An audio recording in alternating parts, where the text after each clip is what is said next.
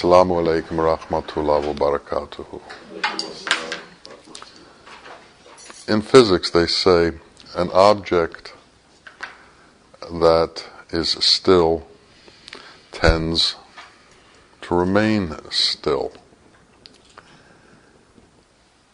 which means, in plain, simple words, that in order to move from where you are, some effort is required. Otherwise, things are not going to change. When a human is born, the baby is without language, without knowledge, with some instincts, but very few.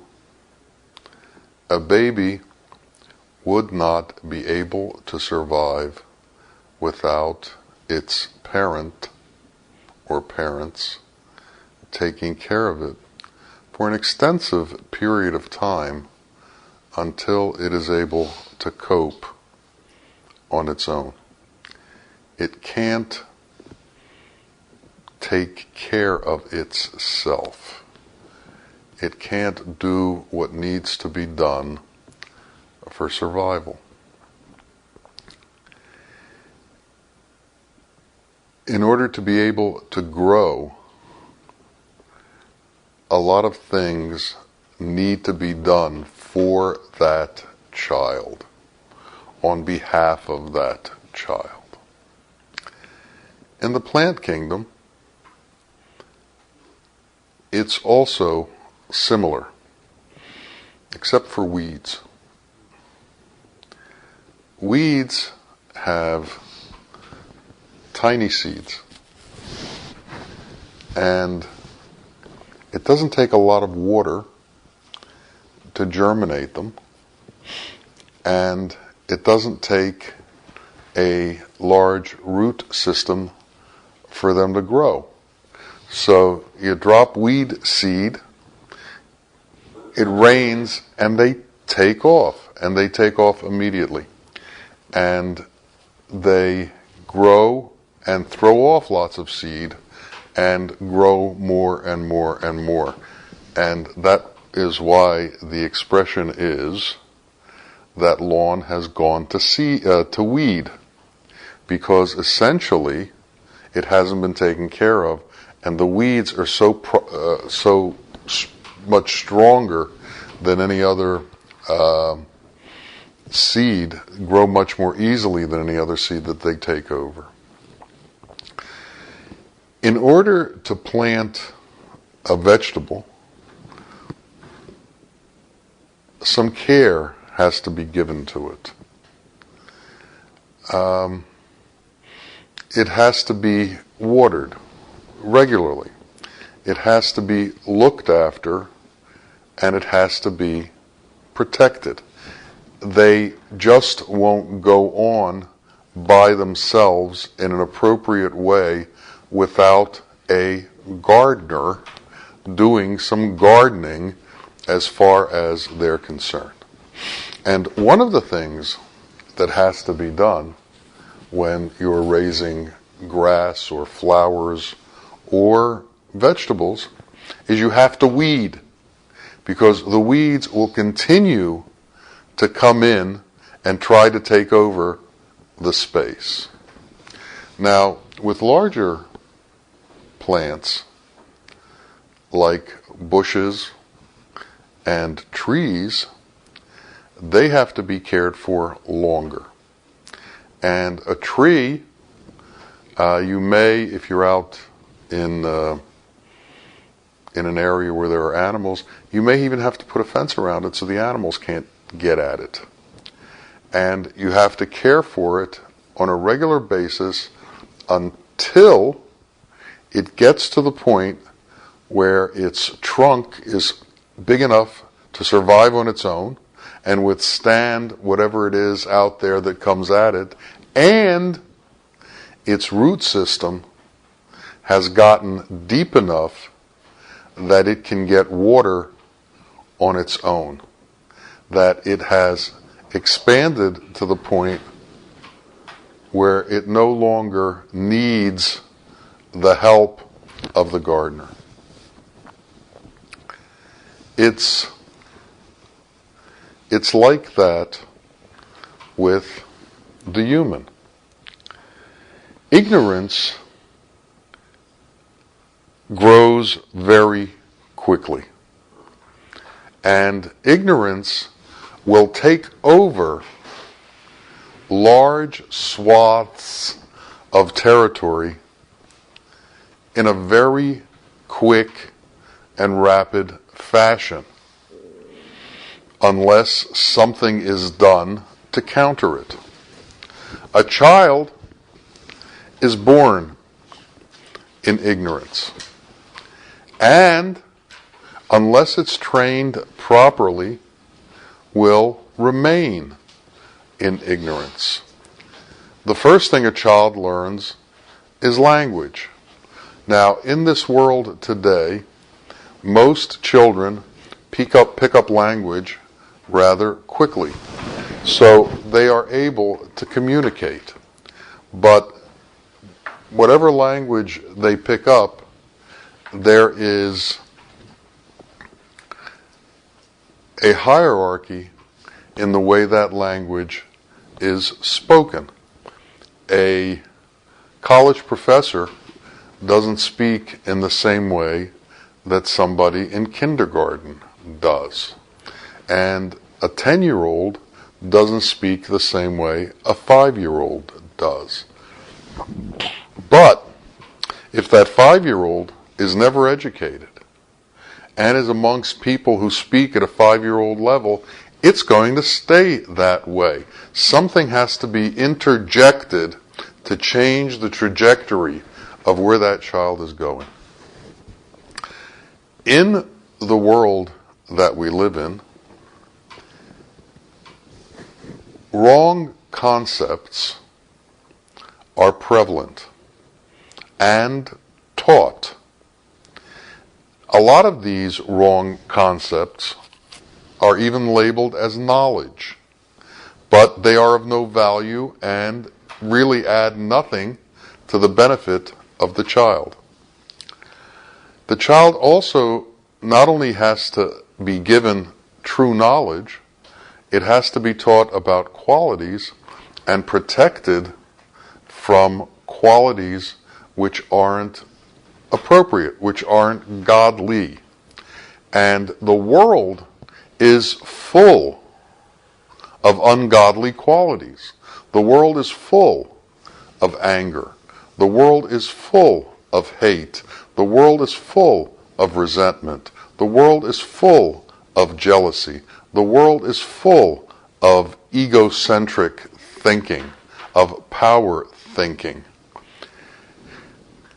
These are like the weeds that grow in a garden.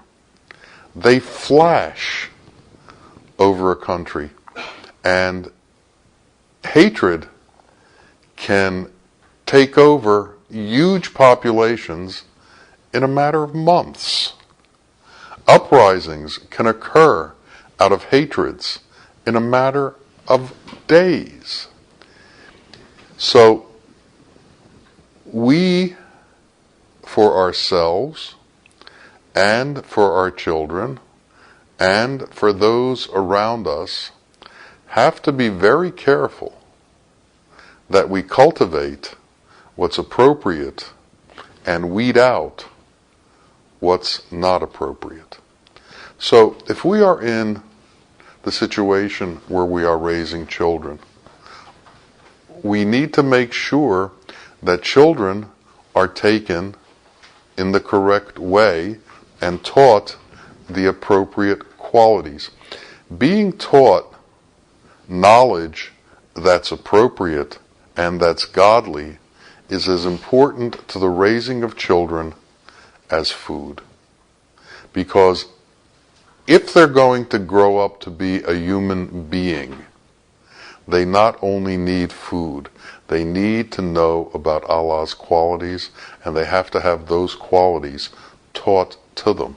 And they have to know the differences between Allah's qualities, God's qualities, and the inappropriate qualities, the evil qualities, the satanic qualities. Now, what the Sheikh does is he is the one who waters that seedling within us that is our soul, that is the place where all of these good qualities come from and grow. And without the water of the Sheikh, they can't grow, because it takes someone who knows and who is to be able to teach the truth of what is. We have too many people talking about truth who don't know what the truth is. And therein lies one of the big problems in the world. We don't have enough qualified teachers of the truth. We don't have enough qualified people who know the truth, who are making the effort to bring it out there so that others can know it. And the Sheikh has to continue to water that child, that young adult, that adult, until the time that that person has established a taproot that can get water on its own. So until the time that an adult who is living within the qualities has gotten to the point where his consciousness works on its own. And when does that point come when the consciousness works on its own? When the influence of ignorance has been taken away from that being. When you've learned what ignorance is and learned how to avoid it. When you've learned the nature of ignorance and what ignorance does to you, and you've been able to escape from it and to escape from its influence. Now, this is a lifelong path, because the purveyor of ignorance is inexhaustible in its effort to push it on you. In the same way that you can't let a lawn go without care because it will become weed after a while, in the same way the weeds of ignorance are constantly settling on you, looking to obscure the truth and looking to obscure God's qualities. And the difficulty is that we are all made of the elements. We're all made of earth, air, fire, water, and ether. And this is the petri dish for ignorance. The elemental petri dish for ignorance is our being, our physical being. And if we can't overcome our physical being through our spiritual understandings, then ignorance will somehow overwhelm us. So we need to be in a constant struggle to weed out the ignorance of the lower qualities. Now, these are known as the nefis or the nefs. And these lower qualities exist within everybody. And they have to be contained. They have to be suppressed. They have to be kept in place so they don't become the forefront of our consciousness. Because if they somehow move into the forefront of our consciousness, then we become the tool of those qualities. So when somebody does something wrong to you, do you forgive or do you resent? That choice comes up every moment. Do you forgive or do you resent? If you resent, then all of the things that follow resentment come with it. If you forgive, then all of the things that go along with forgiveness come with it. You see, if you forgive, you end and bring closure to the situation. If you resent, you've just brought on a scenario that can last for years and consume your entire being. We need to understand the consequences of the choices that we make, and the consequences of godly choices are different than the consequences of worldly and ignorant choices. Ignorant choices take us into chaos. Godly choices take us into freedom and peace. And this is an ongoing cycle that doesn't stop. We are constantly in situations in the world where we are wronged. We are constantly in situations in the world where we are somehow berated, or somehow scolded, or somehow thought of unkindly. And each one of these is a test for our ability to stay within the godly structure of qualities, or move ourselves into the satanic evil qualities that are involved with retribution, that are involved with revenge, that are involved with evening things out. If we can take the position that God is justice and God is the great equalizer, and we aren't needed in order for the things in this world that don't seem to be appropriate to be corrected, if we can take that position, we are much closer to finding peace in ourselves and finding an alignment with Allah. Each of the situations that we are involved in requires our giving in to something, our surrendering to something. When a situation occurs, we are either going to surrender to forgiveness, or we're going to surrender to resentment. What do we choose to surrender to? What do we choose to become aligned with? We don't have our own special path that's been established just for us. We don't have our own singular God, except for idol worshippers.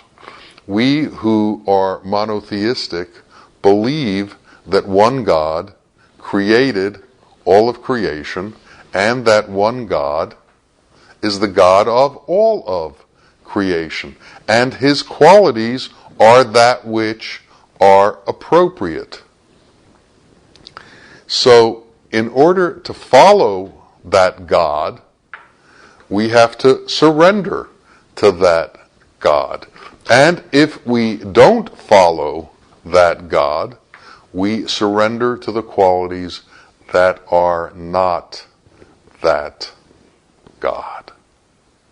So the choice that we are given when we're told we have free will is the choice of what we're going to surrender to, what we're going to become a slave of, because everybody is in service to something.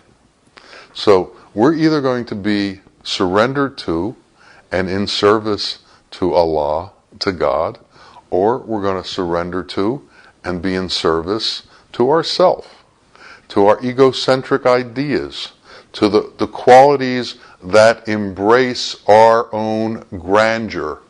So we go to the point where we set up an idol, and that idol can be ourselves, that idol can be money, that idol can be power, that idol can be fame. Whatever it is that we want becomes our idol. And then we chase that. So we in fact surrender to that. Or we decide to attempt to align ourselves with Allah. Now, because of the nature of weeds and the nature of ignorance, the process of remaining pure is an ongoing process that requires constant effort and constant heedfulness. We can't stop weeding the garden. We can't stop the purification process of ourselves. We can't stop and rest on our laurels. As soon as we rest and stop weeding, the weeds can come and take over. And the process doesn't happen in 30 seconds. It happens over time. And by the time the entire garden has weeds in it, we become overwhelmed, and the job seems overwhelming to cure, so we very often begin to abide within what we've allowed to become created. So the point is, and the major point is, that we are in a constant state of effort in order to keep ourselves pure. The second point is that help is going to come in your formation. And help has come to everyone here to help them in the formation of their knowledge and in the understanding of what's correct and what's incorrect, what's pure and what's impure, what's clean water and what's dirty water. But there comes a time when you have to be able to tap into the truth yourself and be able to walk that walk by yourself with God or not with God. And that's the choice that you make. But you're not going. There comes a time when maturity is supposed to happen. And maturity is not a matter of age, it's a matter of being. So that being has to come into a place that it can handle itself with all of the attacks that happen in the world and stay in the right place without becoming a bully, without becoming non-loving, without becoming resentful, vengeful, and without creating enemies everywhere that we go. Imagine a life without enemies. Imagine a life without oppositions. Imagine a life where all of the oppositions fade because you don't give them credence. Fade because you don't give them power. If someone has someone who they resent, one of the things that happens is that person keeps the person they resent in their mind all the time. They're thinking about them all the time. So that person sort of becomes an idol to them, and it becomes an idol of resentment. So what you worship is resentment because that's what you spend your time with. Think about that. You worship that which you spend your time with. If you spend, and the qualities that you spend your time with are the qualities that you worship. So if you spend your time with anger, you worship anger. You surrender to anger. If you spend your time with tolerance, you surrender to tolerance. You worship tolerance. If you're a jealous person, you've surrendered to jealousy. You spend your time with jealousy. You spend your time with hastiness. You spend your time with vengeance. Or you spend your time with compassion. And you worship compassion. Every time that you worship one of Allah's qualities, you are worshiping Allah. Allah is Rahman. Allah is compassion. Allah is mercy. And His name is compassion. And His name is mercy. And His name is peace.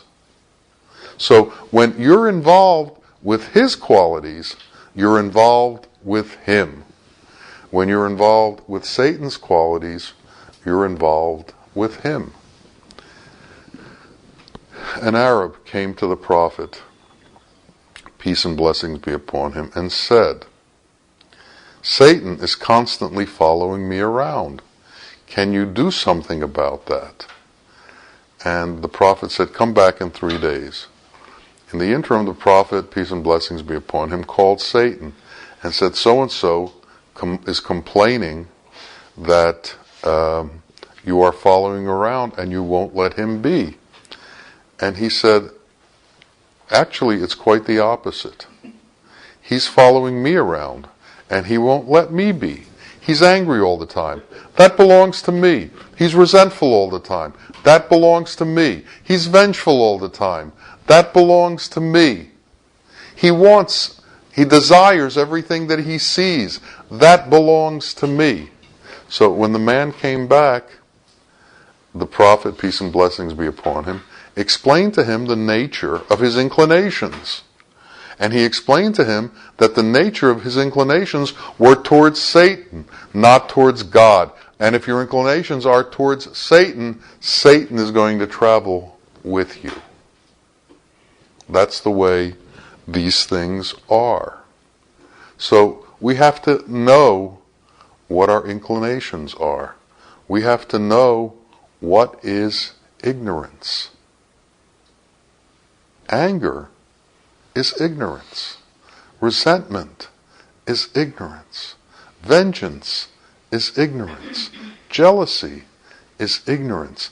And these things have to constantly be weeded from our being, so that that seed of light that is within us has the room to grow and to blossom and to become us, so that it is the overwhelming part of us and is what is at the forefront of our consciousness.